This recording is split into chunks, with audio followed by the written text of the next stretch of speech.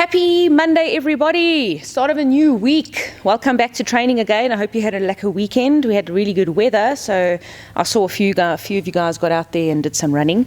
Very well done to those that participated in our hashtag challenge last week. We will be announcing the winner today, and we will be running some other comps in the meantime. We'll let you guys know about those throughout the week.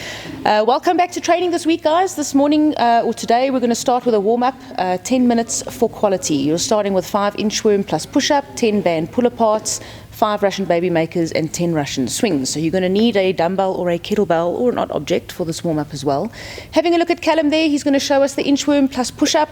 We've done this a few times. Keep your legs as straight as possible. Walk yourself down into a plank position. Perform your push-up to the best of your ability. You're welcome to do them on your knees. Inchworm your way back, getting your hips nice and high, and then stand to full extension. You'll give me 5 of those. Then you're going to pick up your band. Cal's just run to grab one. If you have a black band, you might want to be cautious with or loosen the grip a little bit here.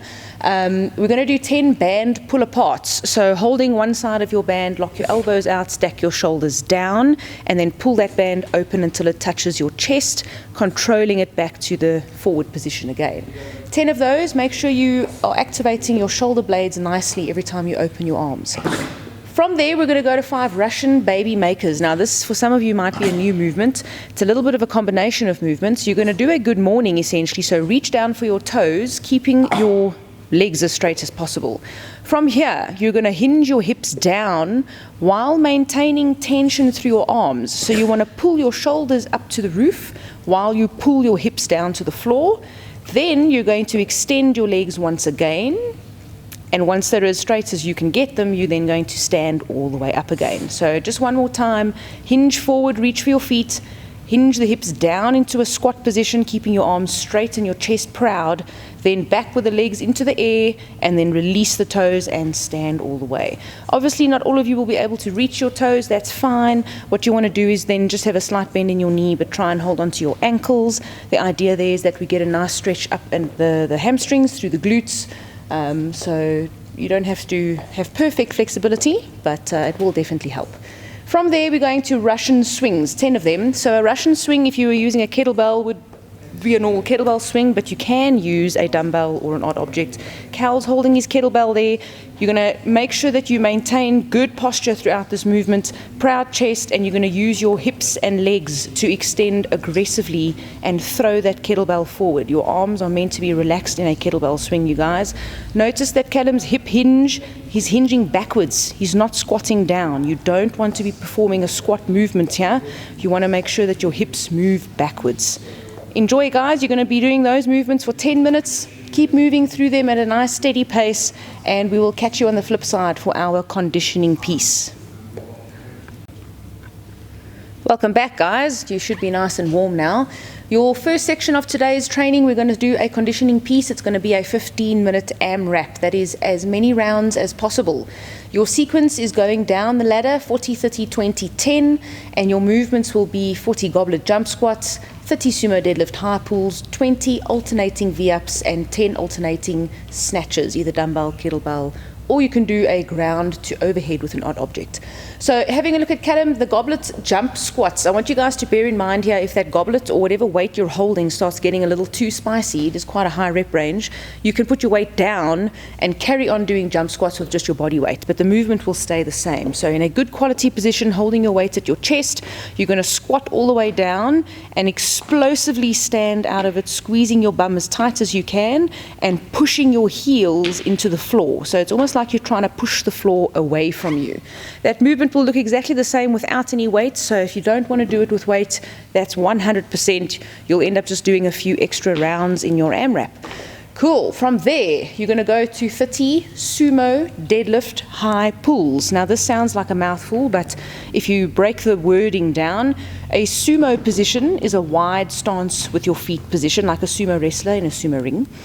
Your deadlift will be the same movements as you would normally perform. So your deadlift start position is in a hinged position with a proud chest.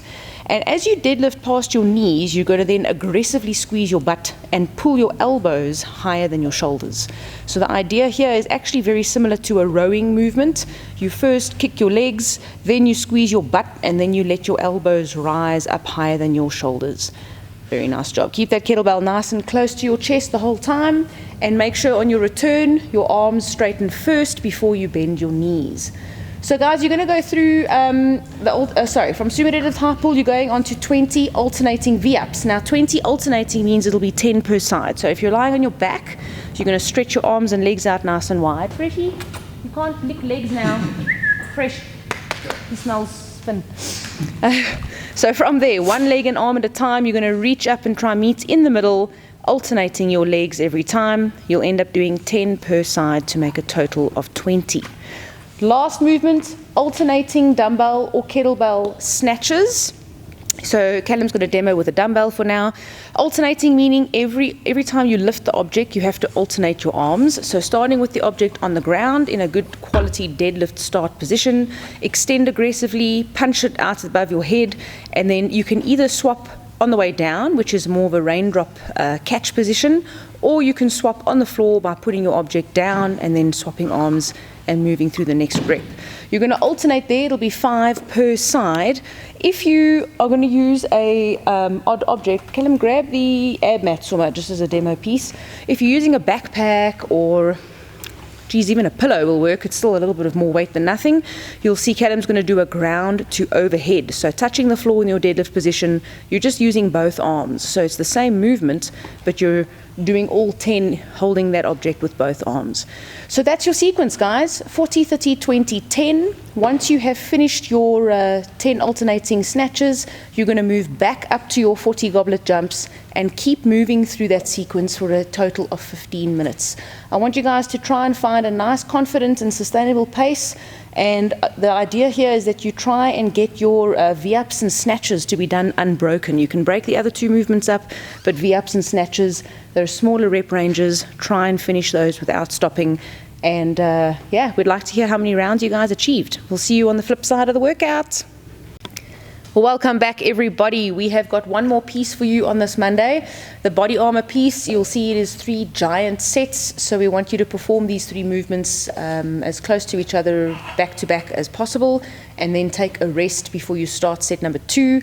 Rest for at least 2 minutes, guys. It's good to recover the oxygen levels before you start your next round. The movements are good mornings with a band or a weighted object. Weighted, tall, kneeling to standing. Again, those can be done without weight. And then, of course, your single leg RDLs, which will also be an optional weighted or not. Weighted is always going to be a lighter weight if you're choosing one. Having a look at Callum, your good mornings. We've done so many of these in our warm-ups, so it's going to be the same thing there. Stand on your band, link it around your neck. Proud chest, slight bend in the knee. Hinge your hips backwards and push your chest nice and proudly towards the floor. So I want you guys to maintain a nice proud chest so that we can keep that posterior chain intact, and we're looking for the hamstrings to be targeted here. If you're using not a band, you can use a weighted object, holding it at your chest.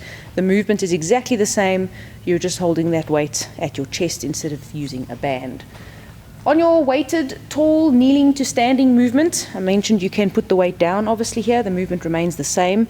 You're starting on your knees. So in a kneeling, this is your tall kneeling position. You're going to step up with one leg. You can decide which leg you want to start with. Return back to your kneeling position. And now the next time you step up, you're going to step up with the other leg into a fully extended position every time, guys. Make sure that you lock your hips out at the top and give your butt a little bit of a squeeze, just so that you know you have for sure stood all the way up. Good job. You can even put that weight down and do them without weight if you need to. If anyone's struggling with balance for whatever reason, you can even have something nearby to lean on so you don't fall over. From there, you're going to take a rest, and then you're going to do another 2 sets. Those, sorry, I've forgotten the RDLs. My bad. Thanks, Cal. So the last movement, 10 weighted single leg RDLs per side. So it's 10 per side. You'll see Cal's got a weight in his hand. You can use anything here. Even a water bottle will be useful. The leg that you're standing on, I want you to keep that knee nice and soft so there's not a complete lockout. The leg that's going to raise up is the same side as the arm that's holding the weight. So Callum's got the weight in his left hand. He's going to raise his right leg as he hinges forward and tries to touch the ground with that weight. You don't have to reach the ground, but what I want you to do most importantly is to try and keep your heel and your shoulders in a straight line. If you hinge at the hip at all, that line will be broken and it'll become more of a triangle shape. I want you guys to try and be as straight as possible between the heel, hip, and shoulders. You'll do 10 per side there. That movement is a slow, controlled movement, guys. You are not supposed to rush it, otherwise you defeat the purpose of what we're trying to do. 3 sets of that. Please make sure you do your recovery pieces as well. Stretch it out after every workout. And hopefully we'll catch you on Tuesday. Have an awesome day, guys.